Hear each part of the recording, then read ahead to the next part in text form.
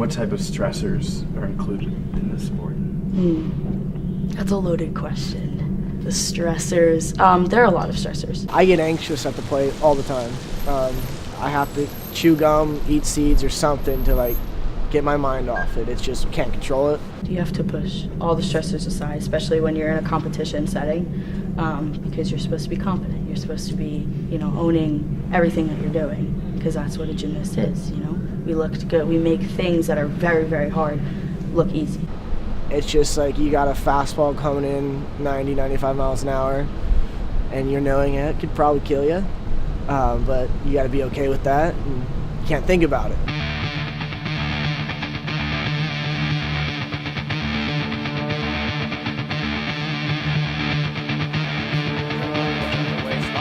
Fly ball, left center field. Gumber got a long run on it. He dives, and he got it!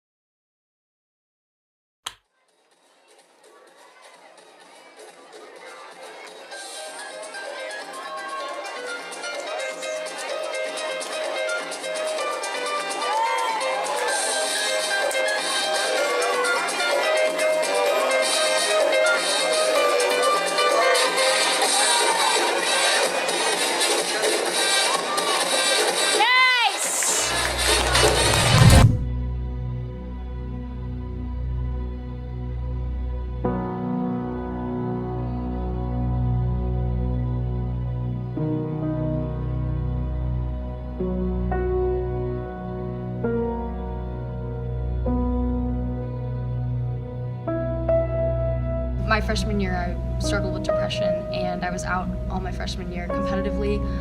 You're not really going to put a mentally unstable girl up on a balance beam, which was completely understandable, but it was still tough to bear.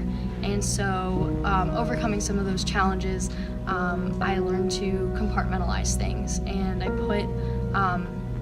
worked really hard in the gym over the summer, and I made a lot of strides. And so, going into my sophomore year, I was on track to compete, making my college debut, and just a few short days before the competition, I ruptured my Achilles tendon. It was pretty devastating. I think that after overcoming my freshman year, I didn't think that I was going to struggle with depression again. And I think that's one of the biggest things I've learned is that, it's not something that goes away so quickly. It's something that I'm probably going to have to deal with for my life, and that's okay. But it's not something that you make up. It was around last year, so the second semester of my sophomore year. I didn't compete all year. I struggled with injuries and illnesses, and everything just kind of built up. And so I had no way out. I had no outlet. I felt very alone. Freshman year of college, I decided to go to a school in the middle of nowhere, basically, in Missouri, a town of like 6,000 people. Only went there for baseball, thought I was going to be good. Turned out being like probably the worst 7 months of my life, and ended up getting really depressed. When you're in practice, you can be doing a skill completely fine, and then something gets into your head and you just fall. And the same thing can happen in competition and in class. When you're taking a test, you all of a sudden start thinking about gymnastics, and your test score goes down. I felt very isolated. I didn't push everybody in my life away. I didn't want to deal with anybody. I just kind of wanted to be myself, be by myself and kind of like be like the woe is me, And that was hard, and it was really hard, and I had some really dark days. I like figuring things out on my own, so I thought this was something that I could deal with, and I don't want to put a hassle on anyone else. That's how I felt. But yeah, it was tough. It was really tough. And nobody really tells you how tough it is until you experience it yourself. You know what I mean? I could say something is hard, but it's a whole nother level of hard when you go through it yourself. I remember calling my mom one night and just being an utter mess. and her not being able to be there when I needed her the most was very hard. Was actually on suicide watch for like 3 months. I didn't know I was. Roommates and other friends have kind of told counselors at the school what was going on. I tried to just push it off, like I don't want to get help type of thing.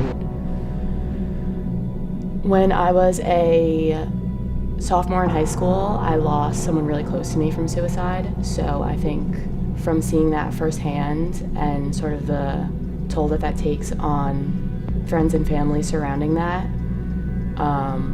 I sort of realized how mental health problems can affect someone. So it's something that you have to deal with. People think they have to deal with alone. You know, when you're out, I was out my freshman year competitively because I was depressed, and then I was out my sophomore year competitively because of a ruptured Achilles. And just the difference in how it's portrayed and perceived, by those around me was very different, and which really fueled my frustration, and I was really determined to enact a change, which is the reason why I created Own Your Roar.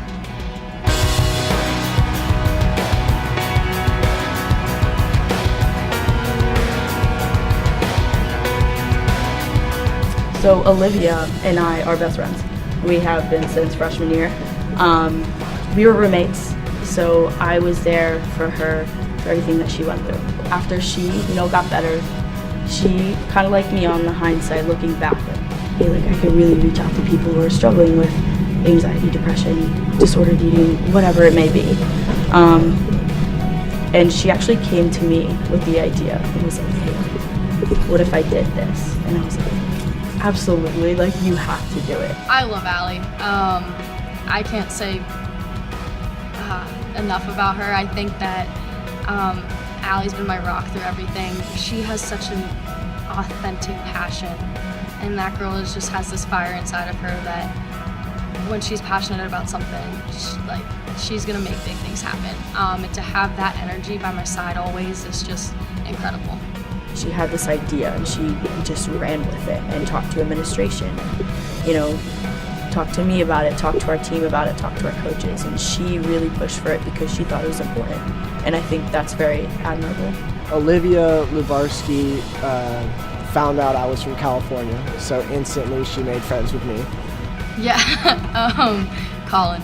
Well, a bunch of us were going to hike in these rocks and lake. I don't know what it was.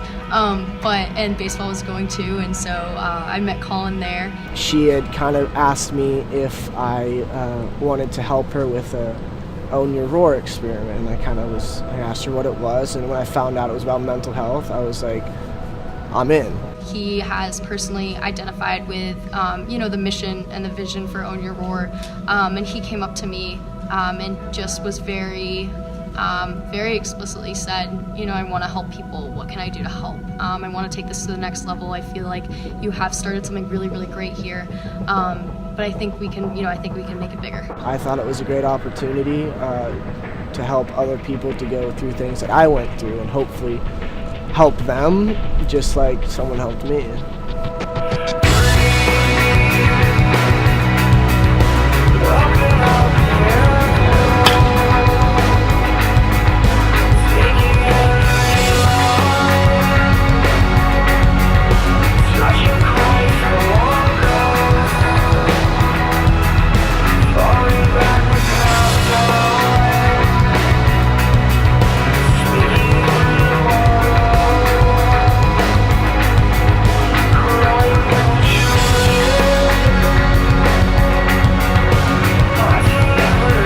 Own Your Roar means to own yourself.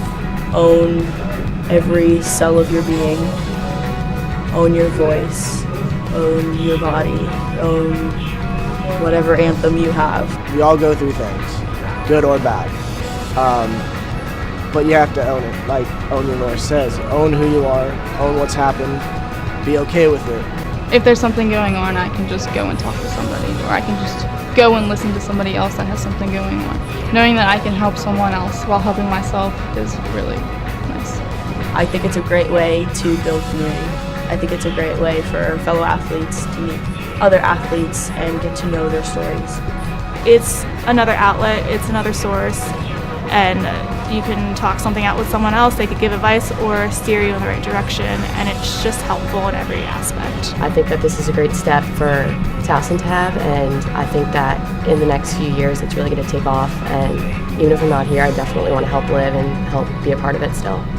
The first step to, validating and destigmatizing mental illness is normalizing it. Own your roar is knowing that you're capable, and that despite everything and despite, others' perceptions of you, you're worthy.